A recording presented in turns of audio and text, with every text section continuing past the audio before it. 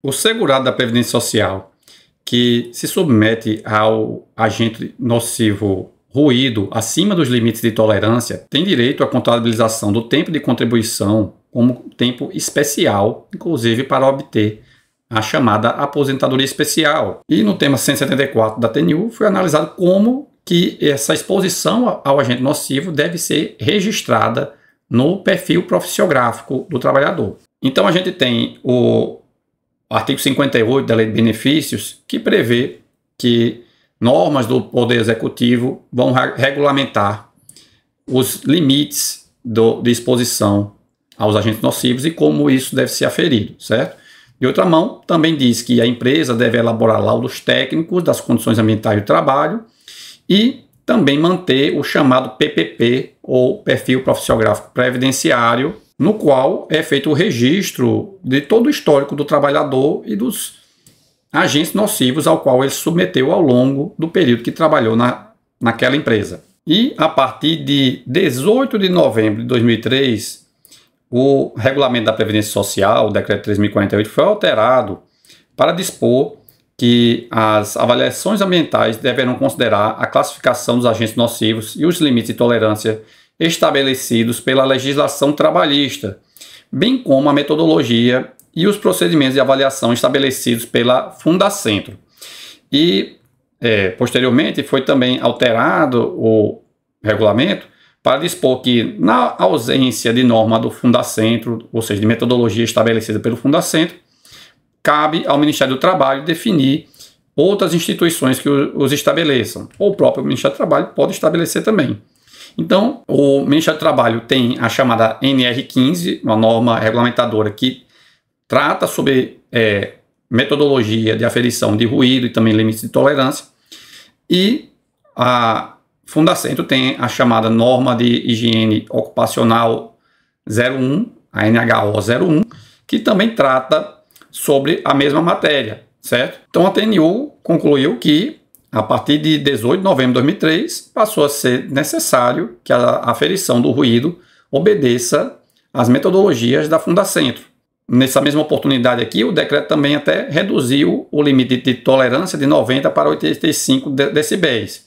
Mas aí veio a questão se, por acaso, se a metodologia aplicada, na verdade, foi a da NR15, do Ministério do Trabalho, se também seria regular o PPP nesse caso e o próprio laudo técnico. As duas metodologias têm em comum o limite de tolerância de 85 decibéis e a aferição mediante dosimetria, ou seja, para aferir o nível de exposição é utilizado um dosímetro, que é esse equipamento aqui da esquerda, que ele é preso ao corpo do trabalhador e é feita a medição ao longo da jornada de trabalho e se calcula uma média da exposição. Diferente de um decibelímetro, que é esse equipamento aqui da direita, que faz uma medição pontual, ou seja, é a medição em um determinado instante. O decibelímetro, por si só, ele não faz a média da aferição. Então, nesses dois casos, há aferição mediante o uso de dosimetria. Por outro lado, há uma diferença que é a seguinte: a NHO 01 ela é um tanto mais favorável ao trabalhador, porque ela dobra a dose a cada 3 decibéis. Vou explicar melhor. Decibel é a unidade de medida de pressão sonora, ou seja, da quantidade de energia emitida pelo som. E, para vocês terem uma noção, a cada 6 decibéis se considera que se dobra a quantidade de energia sonora. E a cada 10 decibéis se entende que há a percepção no ouvido humano do dobro do volume do som. No entanto, esses critérios não são os adotados para a questão da saúde do trabalhador. Nesse critério, a NHO 01 considera que a cada 3 decibéis a mais, há a redução pela metade do tempo de exposição que o trabalhador pode se submeter. Enquanto que a NR15 considera que essa redução pela metade é feita a cada 5 decibéis. A tabela aqui abaixo vai demonstrar isso.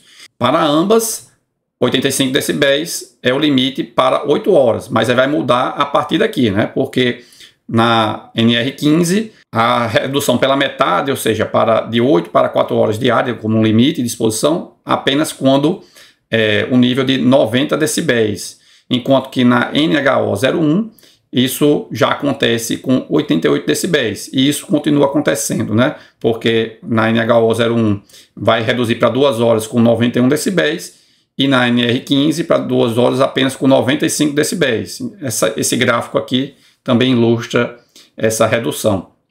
Então, a NHO01 é mais favorável ao trabalhador, mas se for considerada a jornada de 8 horas, não há diferença entre uma e outra. Enquanto que a aferição, que obtém o chamado NEM, né, que é o nível de exposição normalizado, se considera justamente a média da exposição em 8 horas. Então, na prática, não haverá uma diferença substancial entre uma e a outra para efeito previdenciário, porque ambas utilizam um limite de 85 decibéis para 8 horas diárias, que é a jornada de trabalho considerada para o cálculo da dosimetria, né?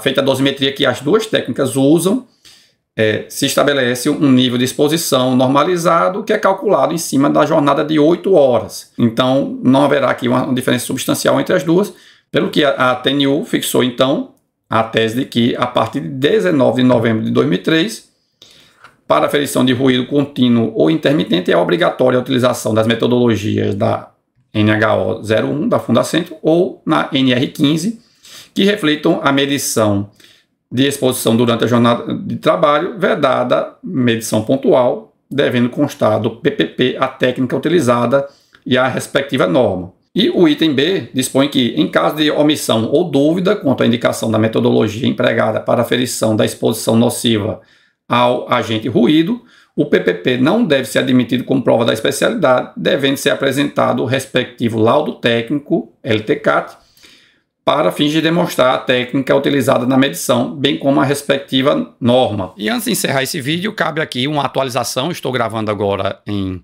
dezembro de 2025, então essa postagem é uma atualização desse vídeo que vocês estavam assistindo até agora. Por que essa atualização? Porque a TNU julgou o tema 317, eu já tenho um vídeo aqui no canal também atualizado com esse vídeo, certo? E agora a TNU decidiu que a referência no PPP sobre o tipo de metodologia, se vai ser a da NHO01 ou a da NR15, deve ser expressa. Portanto, o PPP não basta dizer que foi utilizado a dosimetria como método de aferição, tem que especificar qual foi a metodologia empregada na aferição. E se houver alguma outra decisão da TNU ou do STJ sobre o assunto, eu vou voltar a gravar. Então é importante vocês ativarem as notificações para serem avisados de novos vídeos. Lembre-se também de clicar no botão curtir para que recebam recomendações de conteúdo desse tipo. Muito obrigado e até a próxima.